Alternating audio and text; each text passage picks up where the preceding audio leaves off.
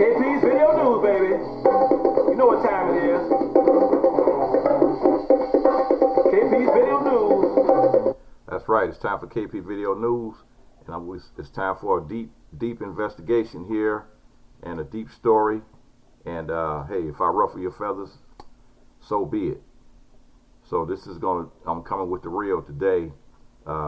Yesterday I did a short article on the plantation situation that still goes on in America today, right to this very day.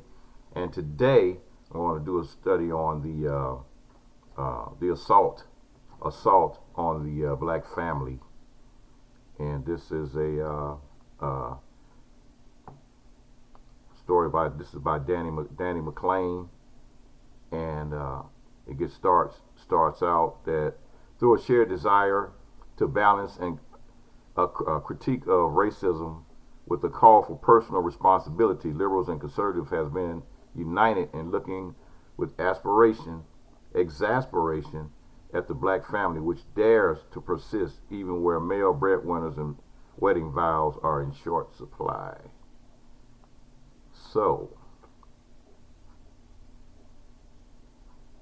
this goes back to when Jeb Bush, who was running for president, ran into a minor speed bump, and his chief technology officer, Ethan Cesar, was fired after BuzzFeed and Huffington Post brought to light offensive comments and tweets that the tech whiz had made over the years. Mostly as a college student, most were nonsensical music, including advice to rappers to pull up their pants and present themselves more like Martin Luther King. The news item was just what you would expect as campaign season heats up and candidates scour opposition staffers' backgrounds for anything that could offend the typical voter. But one item on the list of Cesar's offenses stood out.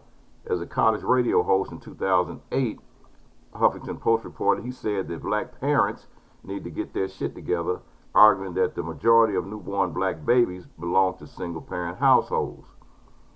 Now, that sentiment was cited as a reason the Bush campaign ousted Cesar.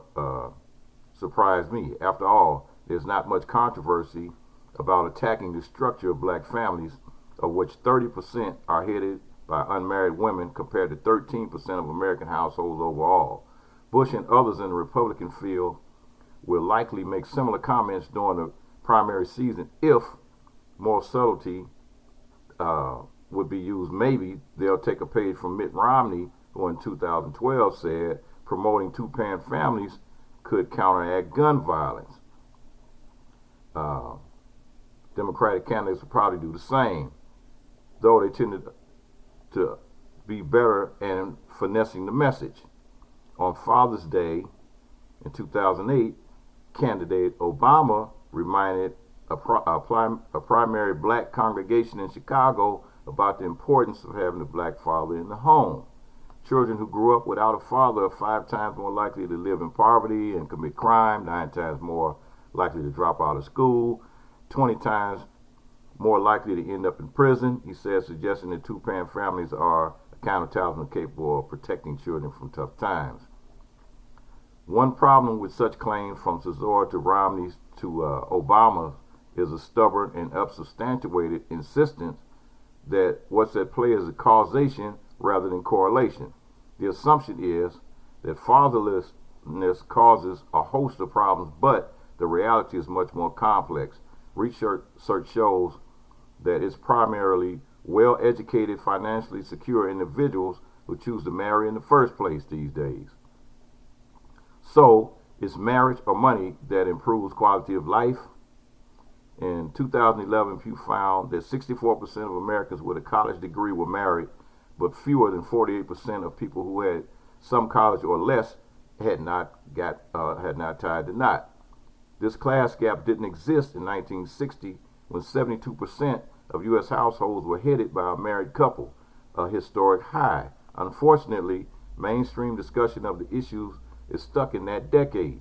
Locating the causes of poverty, low educational attainment, and criminal behavior in black families' inherent dysfunction has been the norm across party lines since Daniel Patrick Moynihan published his 1965 Department of Labor, The Negro Family, the Case of National Action, characterizing the black family as exhibiting a tangle of pathology through a shared desire to balance and critique of structural racism for a call for personal responsibility. Liberals and conservatives have been united in looking with exasperation of the destruction at the black family which dares to persist even where male breadwinners and wedding vows are in short supply.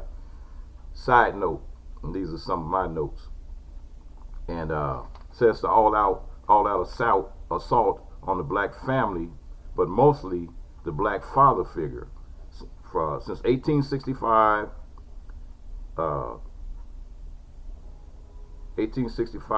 and reinforced and re-examined in 1965, and that was the claim that they just made in 1965 when they came up with the Department of Labor report. 1965, the Department of Labor report, the Negro Family, the Case of National Action, case for national action. So they were planning something for the black family, and I guarantee it wasn't to try to help the black family.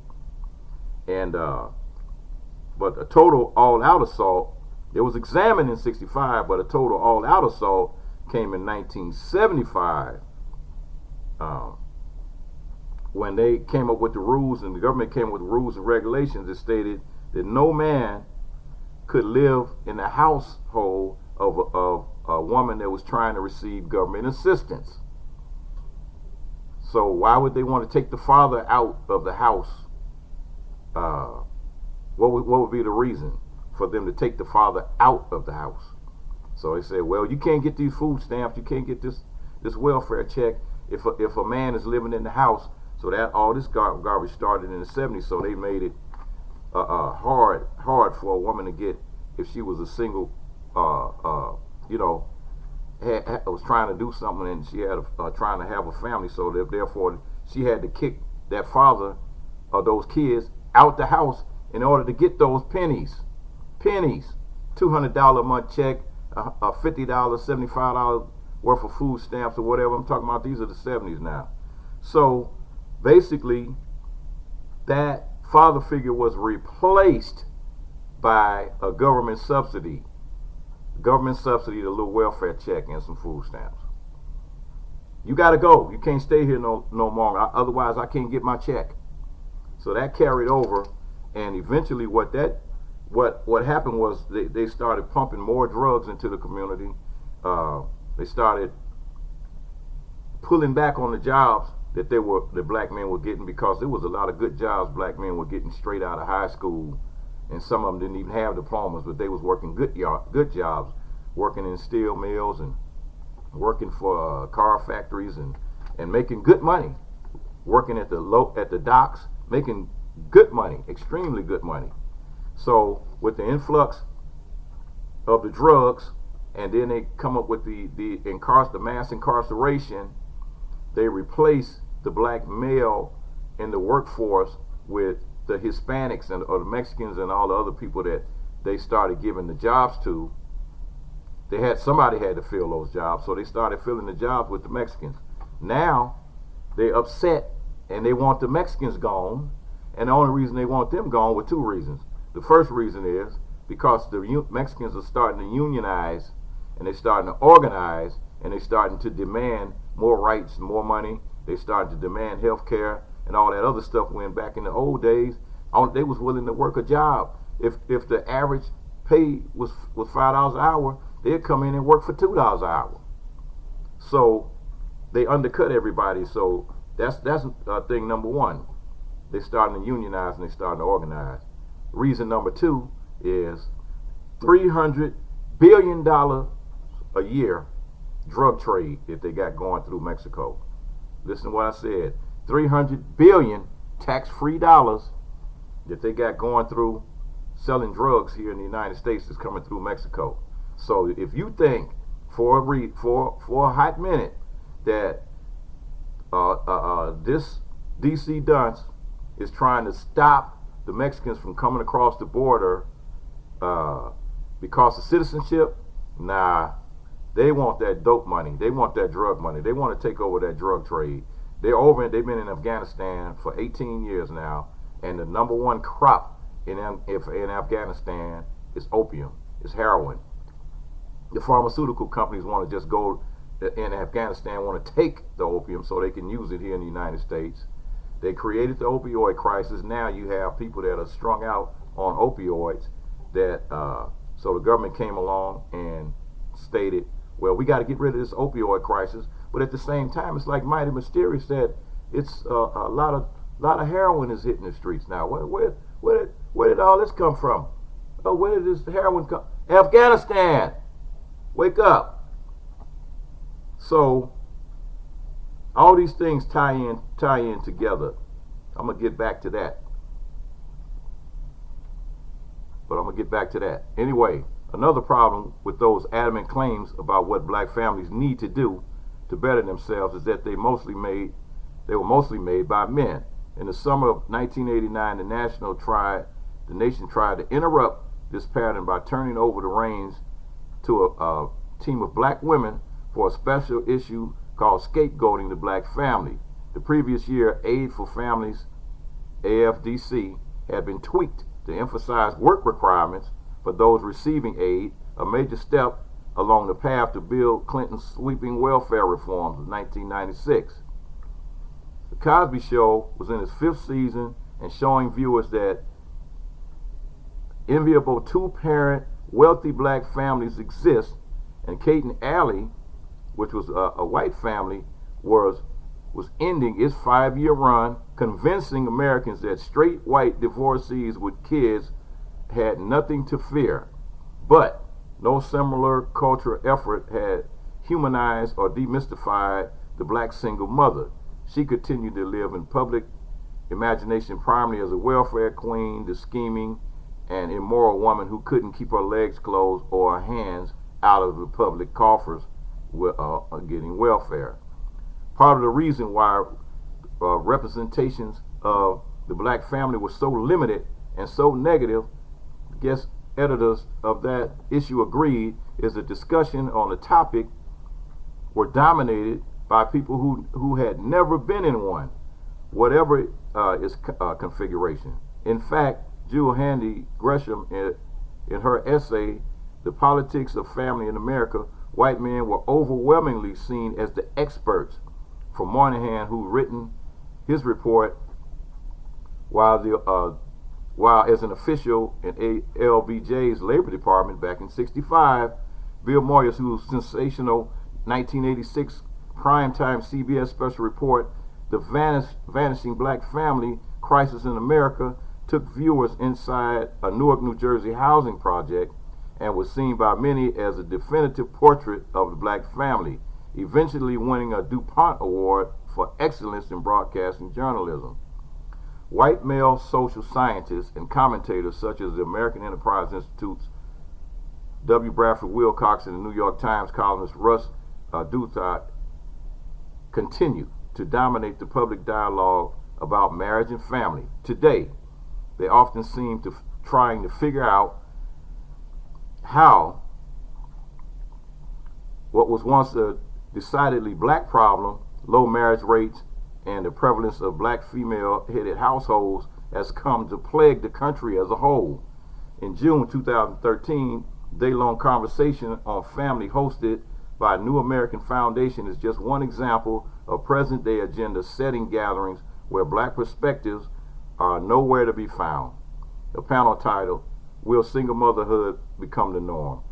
Lack any black or non-white presentation, and writer Katie Rofe, a white single mother, provided the sole voice of reason amidst claims that children want and need a father in the home. We're bringing some Eisenhower-era assumptions to the table here, Rofe told her fellow panelists, a staff writer for the Times and a senior writer with Pew. What I think children want is to live in a secure environment in which they are loved. In 1989, the special of the nation, it was Dorothy Height, longtime leader of National Negro Council of Women, National Council of Negro Women, who drove home this point and situated it in a specific black understanding of family writing. Some social analysts define a family as a social, economic, political unit with the man at its head, and they continue to insist on this definition even at a time when divorce rates are and serial marriages, that's multiple marriages, resulting in emerged families and increasing number of female-headed households reveal how archaic it is. For black people, the definition has never applied. Blacks have never said to a child, unless you have a mother, father, sister, brother, you don't have a family. I think that the wrong-headed emphasis on the nuclear family has led to demoralization of young people, both white and black families. Because of it, a child who is not part of a nuclear family, or whose family does not behave in the manner of the model, may well say, I'm nobody. So I'm going to finish this up here. Until today's shapers of policy and culture make serious efforts to change the narrative, the moralizing about family structure that's aimed particularly at black and low-income families will continue as it has for decades. Already we've seen President Obama bring ideas to, he hinted at Father's Day speech about the implementation of My Brother's Keepers initiative, which is focused on advancement of boys and men of color, in part to make them more marriageable. Elite think tanks and publications will continue to report data on marriage and parenting in a way that supports their particular ideological bent. It can get boring after a while, to be honest, particularly for someone like me who was raised in a so-called single-parent home, surrounded by loving, supportive family members who my lived experience tells me that its resources, relational and financial, not two parents that create stable, healthy childhoods. Wilcox, Ducat, and all that ink would never convince me otherwise. But what he does interest me in, as marriage rates plummet across racial groups, is who will have the platform to tell the broad audience what non-nuclear families look like and feel like inside the house, whose voices will be acknowledged and sought out to usher the collective understanding of family into the 21st century. There's certainly a place, and the growing number of upwardly mobile non-black American women have children on their own to tell their stories, but my hope is that their experiences only framed in the media as courageous and proof that feminism has set us back 100 years. Don't eclipse those of black and low-income women who have been figuring out how to lead functional families, whatever their makeup. So, the bottom line is, it's an all-out assault on the family structure here in the United States, and this goes back, and I can revert back to the era when, after World War II, when black men, a lot of black men came back to the United States after World War II, which would have been my grandfather's era, and then my father's era from the Korean War. When they got back home, first of all, they met a lot of resistance, but in reality, once they discovered that they qualified for a GI Bill and they were able to get homes because of their veteran status, the black family started getting better, and that's when they started. The civil rights era came along, and they were since this influx of strong black men was coming along, the powers that be had their agenda, started setting their agenda to destroy the black family way back then. So it's this is no coincidence where we are right now in society, and this is where we are right now in society. It seems like when you look at even in commercials, and I'm gonna leave it at this. Even in commercials today, I'm gonna refresh your memory You may or may not remember it, but a couple of years back, a few years back, it was a Cheerios commercial that came on TV. You know, plain little simple little Cheerios commercial. And what it had a black father, a white wife, and a little mixed daughter. So the father was was on the couch taking a nap, and the little girl was really looking at the Cheerio box and saying, the little symbol on the box said, this is good for your heart and all that. So the little girl took the cereal and she went and she started pouring the cereal from the box onto her father while he was on the couch sleep. When he woke up, he's like, what are all these cereal doing on me? It was total and complete outrage by the white community about this mixed family commercial. And they complained and they threatened Cheerios so bad to where they took the commercial off TV. They just straight out took it. They just took it completely off television. Fast forward a couple of years, now,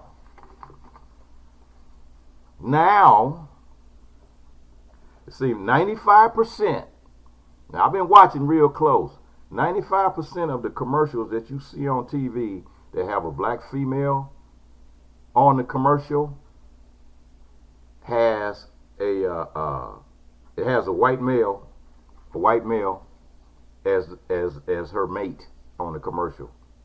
95% of the commercials that you see on TV, if it's a black woman on there and she has a family, they showing the white husband on there with the mixed kids in the back seat of the car, and for some reason it's no outrage. Absolutely none. It's no outrage. Cheerios commercial, total outrage. Oh no, black father, white wife, mixed baby. Oh no. Now the roles are reversed. Black female, white daddy, mixed kids. Oh, congratulations. Oh. What is the message? The message is the destruction of the black family by getting rid of and totally eliminating the black male as the father figure of the home. And this is going on and to the point of you have so many, it used to be a thing where black women used to be highly upset when a black athlete got married to a white woman. Oh, why you married a white woman, blah blah blah blah. But it's no outrage when you see somebody like Serena Williams married a white dude. The rapper Eve got married to a white guy. Halle Berry married a white dude. Let's see, Diana Ross married a white guy. But see, when professional black women do it, it's like nobody says a word. So it's some hypocrisy going on here, some real hypocrisy going on here. But the bottom line is the threat and the destruction of the black family is in full effect. So if you have black women out there say, "Oh, I want to marry a white guy." Okay, you marry a white guy. How do you think that white guy is going to treat your black son? Now, if he comes out looking like light-skinned like Klay Thompson and Steph Curry over there, oh, okay. But if he comes out dark like me, I guarantee that it will be no more peace in that house. First, he'll be looking at the baby like, that ain't my baby. And he's going to split. He's going to leave, especially when his friends start talking about his back behind his back, or his parents like, you sure that's your kid? He's going to split. And as soon as he leaves, the first thing that she's going to do, the black mother is going to start blaming that black boy. Yeah, it's your fault. It's your fault. The reason why my husband left me. He left because of you. So we can't have it both ways. But think about this. Don't be caught up in the hype that the people are trying to instill in you by telling you, oh well, it's okay, go ahead and you can go ahead and jump the fence and go on the other side of the fence. Besides, the black guy, he's not doing this, and this for you anyway. So just come on over to the white guy. He'll take care of you. He'll help you raise your kids. Wow. Don't be so stupid. Don't fall for the okie doke. The destruction of the black family is real. It's totally real. It totally exists. You can't cover your eyes up and say it doesn't. But if you are a willing participant in the destruction of your own black family, of your own people, you really don't need help, because if you get the statistics and you look at the amount of black male babies that have been aborted and died in childbirth, that's not a coincidence. That's not a coincidence at all. So wake up and look at the facts and realize that your very existence is under attack. It's not just black men that they're trying to get rid of and or incarcerate. Black women incarceration has increased 300% in the last 10 years. So they locking up black women for life, just like they locking up black men for life. So the assault on the black family is real. It's a real deal, and don't take it too lightly. Don't take it too lightly, because we sometimes don't want to look at the real facts. You want to say, that person is crazy. They don't know what they're talking about. The facts. Look at the facts.